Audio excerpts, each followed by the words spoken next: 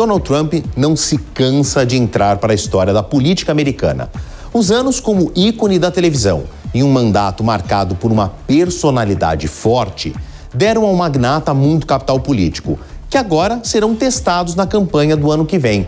Só que dessa vez, ele, além dos comícios, terá de enfrentar a Justiça Federal dos Estados Unidos. E as agendas destes dois eventos irão coincidir. 2024 já começou para a equipe de planejamento de Donald Trump. Seria um ano agitado para o ex-presidente apenas pelo fato da disputa eleitoral e a ambição do magnata de voltar à corrida pela Casa Branca. Só que o republicano vai enfrentar, junto com a disputa pela indicação do partido, mais de 90 acusações federais.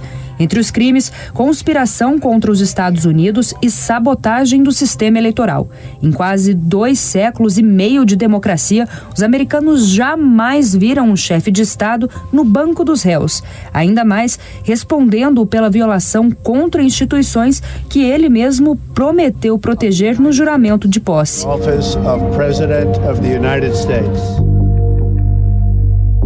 Trump segue soberano nas pesquisas de intenção de voto. Nenhum outro rival de partido ainda mostrou força para ameaçar a vantagem do ex-presidente. A eleição nos Estados Unidos é como uma corrida de obstáculos. Primeiro, o candidato deve convencer os correligionários a escolhê-lo como representante do partido. São as chamadas prévias. Em janeiro, Trump vai começar os comícios por Iowa. Este pequeno estado no centro-oeste americano dará início às primárias republicanas. Ali o processo pouco mudou ao longo dos anos. Trata-se da campanha olho no olho, porta a porta. A vitória em Iowa é um importante termômetro de popularidade. A pergunta, pelo menos por enquanto, é se os processos judiciais irão desidratar a candidatura de Trump. Até o momento, não. E muito pelo contrário. Importante lembrar que o magnata se tornou uma figura midiática nos Estados Unidos e aprendeu a usar os holofotes a seu favor. Quem reforça essa informação é Luiz Alberto de Farias, professor livre-docente da USP e um estudioso de temas que envolvem propaganda política. O ex-presidente Donald Trump trabalha com alguns pontos essenciais do populismo. Um deles é manter-se na mídia independente de qual seja a temática sobre a qual esteja sendo discutida. O outro ponto é que ele já tem em torno dele um aspecto bastante passional por conta daqueles que o seguem. Seguir um político já é alguma coisa talvez um pouco estranha e perigosa, porque afinal de contas você sai da racionalidade e vai para a passionalidade.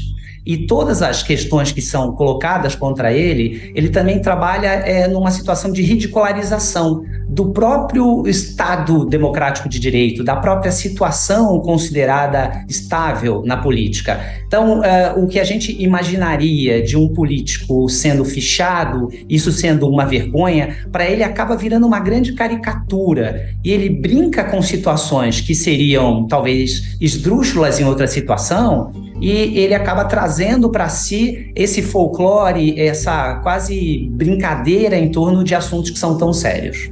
No entanto, no primeiro trimestre do ano que vem, as avaliações sobre a popularidade de Trump terão recursos concretos. Afinal, o pré-candidato vai começar a ser julgado um dia antes da chamada Super Terça. No dia 4 de março, o republicano vai ouvir as acusações de conspiração referentes à invasão ao Capitólio e à tentativa dele de mudar o resultado da eleição. No dia seguinte da abertura do julgamento na capital Washington, pelo menos 15 estados irão realizar simultaneamente uma jornada de primárias. O saldo do dia de votações internas dos partidos é um importante elemento para a escolha do candidato. Eu acredito que o trumpismo se consolidou como os grandes movimentos de ultradireita no mundo inteiro, e é até estranho imaginar a ultradireita nos Estados Unidos, que é uma democracia liberal, que é considerada muito bem estabelecida desde a sua primeira Constituição, mas o Trump conseguiu levar para lá estratégias como as da Hungria, da Polônia, da Turquia, e até do Brasil, né? Ainda que o Brasil tenha importado dos Estados Unidos a partir do Steve Bannon. O Trump vai conseguir positivamente usar essa situação tão lastimável que é um ex-presidente, né, o 45º presidente norte-americano, estar no banco dos réus. Ele usa mesmo situações absurdas a seu favor, porque ele conseguiu gerar em torno dele, primeiro, a crítica a um Estado que ele considera ou que ele vende como sendo um Estado entreguista. Ele também tem uma posição de destaque na mídia e tem uma reflexão de grande paixão por conta dos seus seguidores. Ele se tornou uma espécie de herói. E como nós que estudamos política sempre temos que ter muita preocupação com heroísmo e com movimentos de ultrapatriotismo, ele trabalha exatamente esse lado um pouco mais animalesco dos seus seguidores, esse lado de menos reflexão e mais ódio e mais emoção. Eu acredito que ele vai sair de uma situação aparentemente ruim, positivamente junto ao seu eleitorado. Apenas 3 semanas depois, Trump terá outro encontro com a justiça. Em 25 de março, começará seu julgamento em Nova York por falsificação de documentos para ocultar o pagamento a uma atriz pornô em troca do silêncio dela. Stormy Daniels havia aparecido na mídia alegando um caso extraconjugal com um milionário. Em 20 de maio de 2024, Trump terá de enfrentar o Tribunal da Flórida. O terceiro julgamento do ex-presidente em menos de 3 meses será sobre suposta negligência no desvio de documentos de Estado confidenciais. O republicano retirou da Casa Branca arquivos contendo informações a respeito do arsenal nuclear americano e falhas na defesa do país. Um quarto julgamento não está descartado nesse ano. Trump também está sendo processado na Geórgia, onde surgiu a famosa foto dele fichado pela polícia. O processo julgará a eventual interferência no processo eleitoral no estado. O então presidente ligou para o responsável pela apuração e literalmente pressionou para que mais votos fossem encontrados. A intenção era reverter a vitória do rival Joe Biden. O diálogo foi gravado pela própria Casa Branca. O áudio faz parte das provas apresentadas ao júri. Os vereditos dos jurados devem demorar. Serão meses de audiências e o réu ainda tem o direito de apelar para instâncias superiores. Ou seja, uma eventual condenação de Trump levaria anos. Muito antes disso, ele saberá como suas ações repercutiram nas estruturas do partido. O ex-presidente Donald Trump tem uma postura que se assemelha a alguns outros líderes que têm um posicionamento autocrático. A primeira coisa é que ele coloca em questão o status quo. O outro ponto é que ele sempre questiona as possibilidades de democracia, ele tenta, em certa medida, minar a democracia a partir de dentro da própria democracia. A invasão ao Capitólio foi uma grande representação disso, ou seja, algo impensável até há alguns anos nos Estados Unidos, um presidente não apenas questionar as eleições, porque afinal de contas o questionamento é democrático, mas questionar de uma maneira tão virulenta. Eu diria que o grande mantra para tudo isso é um processo de comunicação muito bem orquestrado e um desenho de um personagem que seja muito mais folclórico do que concreto. As qualidades do Trump são duvidosas, porque, afinal de contas, ele tem uma série de processos de ilicitude em relação ao enriquecimento, posicionamento da política, de minar eleições e, além de tudo, ele critica muito o atual presidente, o Joe Biden, que tem 80 anos, sem esquecermos que o Donald Trump hoje tem 77 anos e no período de eleição ele vai ter 78. Então ele realmente cria um personagem que fica muito distante da própria realidade. E eu acho que essa é a grande força dele. Um mundo paralelo e, ao mesmo tempo, uma tentativa do esvaziamento dos elementos democráticos de uma democracia mais sólida. Em julho, quando a campanha dos pré-candidatos estiver completando 1 ano, os republicanos anunciarão o nome para a corrida eleitoral. O grande evento acontece historicamente na Convenção de Milwaukee. Biden, que já conta com o apoio oficial do Partido Democrata, deve ser o designado do partido que está no poder, a não ser que aconteça alguma grande surpresa. O encerramento das primárias democratas está marcado para agosto, em Chicago. O cenário hoje aponta uma repetição da disputa de 2020, mas, desta vez, com um componente inédito. Os Estados Unidos jamais elegeram um presidente indiciado pela justiça. Nova chance para Trump voltar a fazer história. Eu vou adiantar um capítulo importante nesse processo de pré-campanha eleitoral nos Estados Unidos, explicando para todo mundo, reforçando o que é a tal super terça, quando pelo menos 1/3 dos 50 estados americanos vai uma jornada de votação para a escolha do candidato entre os dois partidos. A questão é que a super terça já está agendada dia 5 de março de 2024 e houve uma coincidência de calendários entre este calendário eleitoral e o calendário judiciário dos Estados Unidos, no caso dos processos contra Donald Trump. Na segunda-feira, um dia antes, ele vai estar sentado no banco dos réus de um tribunal na capital Washington, respondendo pelo crime que levou à invasão ao Capitólio em 6 de janeiro de 2021.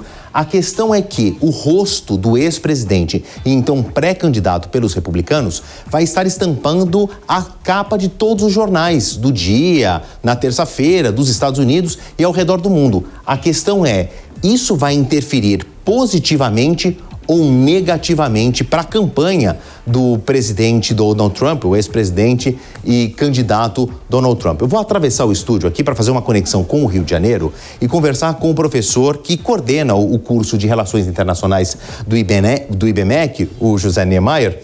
Professor José, muito obrigado pela sua paciência, muito obrigado por nos atender mais uma vez. Eu queria falar com o senhor, a gente viu aí sobre capital político do Donald Trump, eu queria ir um pouquinho além.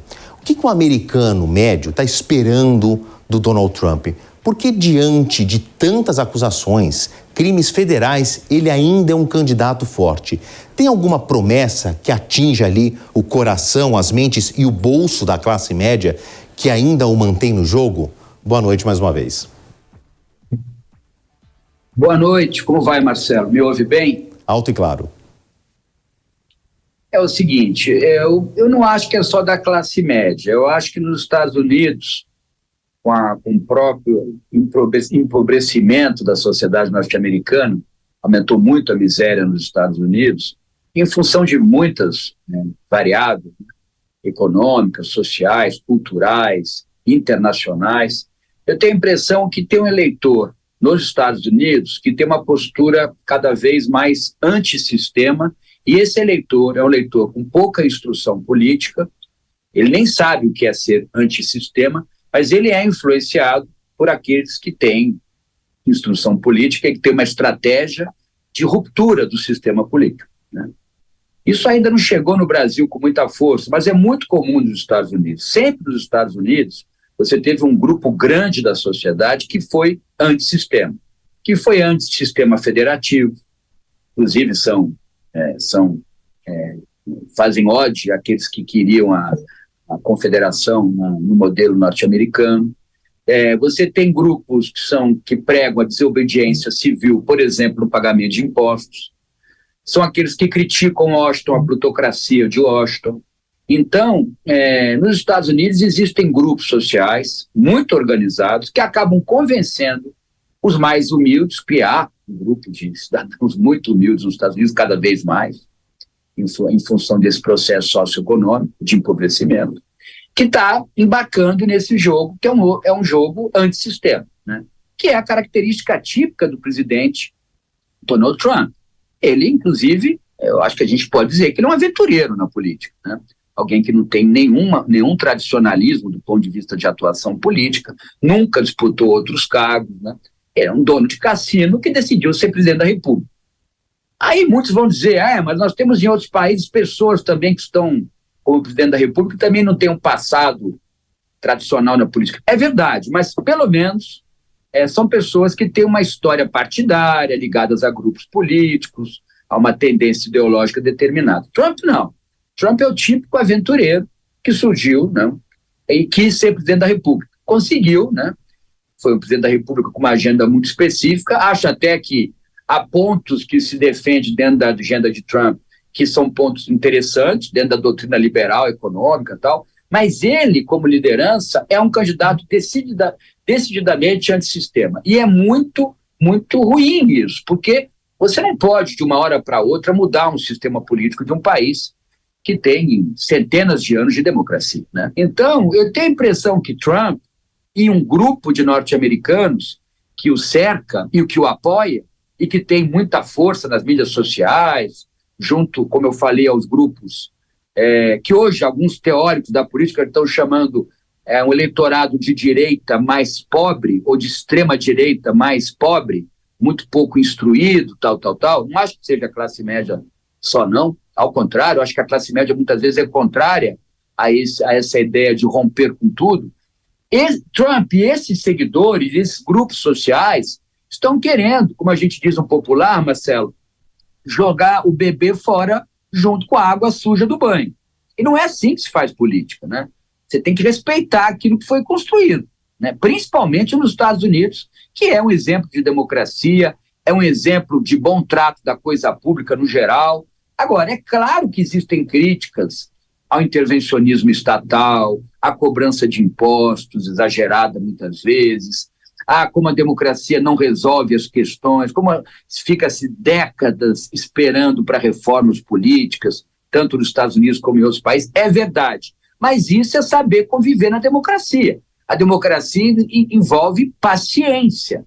Porque, agora, fora da democracia é a tirania, é o autoritarismo, que eu acho que ninguém quer, né? Mas muitos grupos, tanto nos Estados Unidos como em países como o Brasil, tem meio que um sonho, algo meio idealizado, que talvez fosse melhor uma tirania, um governo de um só, com muita força, e aí as coisas funcionariam no dia seguinte. Isso é um sonho, uma fantasia, mas é uma fantasia muito grave, porque fora da democracia, e vou dizer mais, fora da democracia representativa, com parlamento, com eleições periódicas, transparentes, fora desse sistema não há salvação. Professor Niemeyer, a gente está falando aqui muito da popularidade do Donald Trump entre os seus, entre os republicanos. Mas se caso ele vier a ser escolhido como representante do partido, ele vai ter que lidar muito provavelmente com seu rival de novo, o democrata Joe Biden. Me parece que vai ser uma eleição, de novo, entre antagônicos no sentido de rejeições. A gente vai, de novo, ver aquele que tiver menos rejeição pública vai ser o presidente dos Estados Unidos? Eu acho que você está correto, Marcelo, acho que você resumiu bem. Eu acho que é exatamente isso. Vai ser uma eleição onde vai se medir, primeiramente, a rejeição. Vai ser diferente da eleição brasileira, viu? Estou aqui fazendo um paralelo, porque há variáveis aí em paralelo. A eleição de 26 no Brasil, acho que nós vamos ter uma pleiade de candidatos. Teremos muitos candidatos, mas isso fica para um outro programa. Mas a eleição em 24 nos Estados Unidos será uma eleição marcada pela busca de quem tem a menor rejeição. E eu tenho a impressão, tudo leva a crer que pelo passado, pela postura, pelo tipo de liderança, que Trump terá uma maior rejeição do que Biden. Professor Niemeyer, muito obrigado mais uma vez pela sua participação. Esse tema ainda é muito pungente, vai ter eleição no ano que vem, a gente ainda está na pré-campanha dos Estados Unidos. Tenho certeza que nós vamos falar aqui muitas vezes. Agradeço mais uma vez os seus conhecimentos. Ótimo restinho aí de sábado, um domingo melhor ainda. Eu que agradeço, Marcelo, e parabéns, você está certo. Vamos começar a discutir eleições norte-americanas desde já. Um abraço a todos os assinantes da Jovem Pan.